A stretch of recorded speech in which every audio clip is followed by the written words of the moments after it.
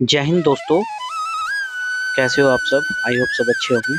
उत्तराखंड के 4 धामों में से एक धाम तथा 12 ज्योतिर्लिंग में से एक ज्योतिर्लिंग कहे जाने वाले ज्योतिर्लिंग की बात करेंगे। दोस्तों, अगर आप केदारनाथ धाम जाने की योजना बना रहे हैं सन 2025 में, तो यह वीडियो आपके लिए काफी यूजफुल होने वाली है।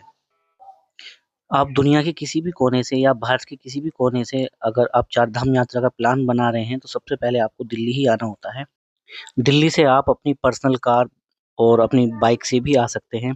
अगर आप ट्रेन से आना चाहते हैं तो वो भी सुविधा है। बाई बस भी आना चाहते हैं तो बस के द्वारा भी आ सकते हैं और प्लेन के द्वारा भी।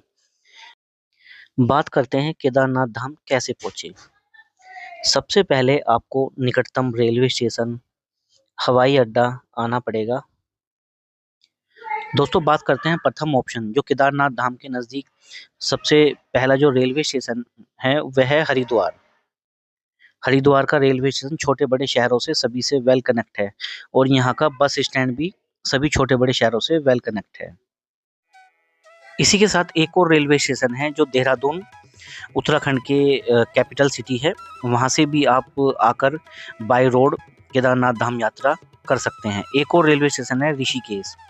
यहाँ पर भी आकर आप बाय रोड केदारनाथ धाम यात्रा कर सकते हैं। दोस्तों, बात करते हैं सेकंड ऑप्शन बाई प्लेन की। देहरादून में इंटरनेशनल हवाई अड्डा मौजूद है। आप वहां से भी केदारनाथ धाम यात्रा कर सकते हैं।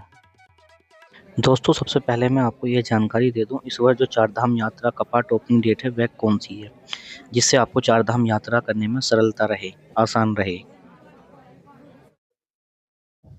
यमुनोत्री धाम के जो कपाट ओपन है वह 30 अप्रैल है और गंगोत्री धाम के जो कपाट ओपनिंग डेट है वह भी 30 अप्रैल है और केदारनाथ धाम के जो कपाट ओपनिंग डेट है वह 2 मई सन 2025 है और बद्रीनाथ धाम के जो कपाट ओपनिंग डेट है वह 4 मई सन 2025 है। दोस्तों, यात्रा करने से पहले आप सभी अपने अपने रजिस्ट्रेशन जरूर करा लेना, जिससे आपको यात्रा में किसी भी समस्या का सामना ना करना पड़े। जैसे ही आप ऋषिकेश से केदारनाथ धाम की यात्रा शुरुआत करेंगे, ऋषिकेश से 70 किलोमीटर दूर यह पड़ता है देवप्रयाग। यहाँ पर अलकनंदा और भगीरथी नदियों का संगम है। अलकनंदा और भगीरथी का दोनों संगम के बाद ही यहाँ पर माँ गंगा का रूप लेती है। एक मान्यता यह भी है, जब राजा भगीरथ ने माँ गंगा को मनाया था पृथ्वी पर आने के लिए, साथ ही 33 कोटि देवी देवता भी उन्हीं के साथ यहाँ पर आए थे और निवास किया था।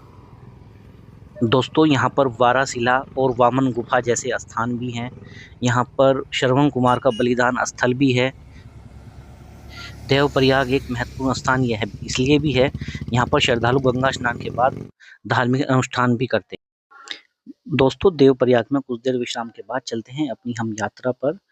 देवप्रयाग से लगभग 50 किलोमीटर दूर 1.5 घंटे की ड्राइव करने के बाद सुंदर हिल्स के नज़ारे लेते हुए हम पहुंच जाते हैं उत्तराखंड की धारी देवी टेम्पल। उत्तराखंड की धारी देवी टेम्पल को संरक्षण के रूप में माना जाता है और चारों धामों की रक्षक के रूप में पूजा भी जाता है। धारी देवी टेम्पल भारत की 108 शक्ति पीठ स्थलों में से एक है और यहाँ पर माता का ऊपरी भाग पूजा जाता है। जो नीचे का भाग है वो काली मठ में स्थित है। माता के दर्शन के बाद चलते हैं अपनी यात्रा पर। आप सभी यहाँ पर आए, माथा जरूर टेकें। देवप्रयाग, धारी देवी टेम्पल, रुद्रप्रयाग संगम के दर्शन करते हुए हम पहुंच जाते हैं सोनप्रयाग। सोनप्रयाग में पार्किंग है, वहां पर अपनी गाड़ी पार्क करेंगे। अगर आप बाई बस आए हैं तो यहाँ तक ही बस आती है और यहाँ पर हम होटल लेंगे और विश्राम करेंगे, क्योंकि अगली जर्नी हमारी नेक्स्ट डे होगी। अगर आपको सोनप्रयाग में होटल नहीं मिलते हैं तो आप 14 किलोमीटर पड़ता है फाटा, वहाँ पर होटल ले सकते हैं और यहाँ पर होटल का जो प्राइस है 1000 से लेके 5000 रुपये होता है। डिपेंड करता है आप किस टाइम और कैसा होटल ले रहे हैं। दोस्तों, बात करते हैं डे नंबर 2 की सोनप्रयाग से।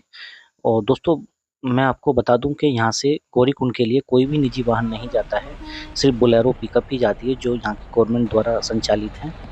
और सोनप्रयाग से गौरीकुंड का जो रास्ता है काफ़ी तंग गलियों से होकर गुजरता है और लगभग 5 किलोमीटर का ये सफ़र है। अगर आप हेलीकॉप्टर से यात्रा करना चाहते हैं उसके मैं स्क्रीनशॉट लगा देता हूँ, वहाँ से प्राइस और वेबसाइट वगैरह भी आप देख सकते हैं और बुकिंग कर सकते हैं। गौरीकुंड पहुँचने के बाद गौरीकुंड से पैदल यात्रा शुरू होती है, लगभग 20 किलोमीटर की है। इसीलिए मैंने आपको पहले ही बताया था, सोनप्रयाग से जितना जल्दी आप यात्रा आरंभ करेंगे उतना जल्दी आप केदारनाथ धाम टेम्पल पहुंच पाएंगे, क्योंकि लगभग 20 किलोमीटर की काफ़ी खड़ी चढ़ाई है और लगभग 8 से 10 घंटे लगते हैं, यानी कि लगभग पूरा दिन निकल जाता है। रास्ते में काफ़ी अच्छे व्यू हैं, झरने हैं, रुकने की व्यवस्था है, शॉप हैं। आपको प्रॉब्लम तो कुछ नहीं होगी, लेकिन टाइम ज़्यादा लगता है। इसलिए जितना जल्दी सोनप्रयाग से यात्रा आरंभ करेंगे उतना जल्दी ही आप केदारनाथ धाम टेम्पल पहुंच पाएंगे। केदारनाथ धाम टेम्पल पहुंचने के बाद सबसे पहले आप अपनी रुकने की व्यवस्था कीजिएगा। होटल या टेंट ले लीजिएगा। टेंट लगभग जो जो प्राइस हैं 1000 रुपये से लेके 2500 रुपये के बीच मिलेगा, और होटल 2000 रुपये से लेके 5 या 6000 रुपये तक का मिलेगा। डिपेंड करता है आप कैसा होटल ले रहे हैं। दोस्तों, जो चलने में असमर्थ है उनके लिए घोड़े खच्चर, पालकी की सुविधा है। केदारनाथ धाम टेम्पल आने के लिए घोड़े खच्चर का जो प्राइस है लगभग 3500 रुपये है आने आने का, और जाने का जो प्राइस है लगभग 2500-3000 रुपये है। और जो पालकी वाला है वो आपके वेट के अनुसार लेगा, लगभग 8 से 10 हज़ार रुपये होता है। आप बार्गिन कर सकते हैं। दोस्तों, केदारनाथ धाम में अगले दिन जल्दी ही आप दर्शन के लिए निकलिएगा, क्योंकि लगभग 4-5 घंटे का समय लग जाता है। काफ़ी श्रद्धालु होते हैं, काफ़ी भीड़ होती है, तो लगभग 4-5 घंटे का समय लग जाता है। दर्शन करने के बाद केदारनाथ धाम जी के, उसके बाद आप पीछे भीमशिला है, भीमशिला के दर्शन करने के बाद आदि शंकराचार्य जी की मूर्ति है, काफ़ी भव्य मूर्ति बनी है। और उसके बाद जो है आप भैरवनाथ जी के मंदिर जरूर जाइएगा।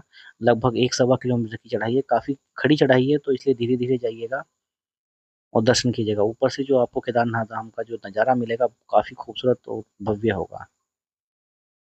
दोस्तों, ये वीडियो आपको कैसी लगी बताइएगा, लाइक और सब्सक्राइब कीजिएगा। Thank you.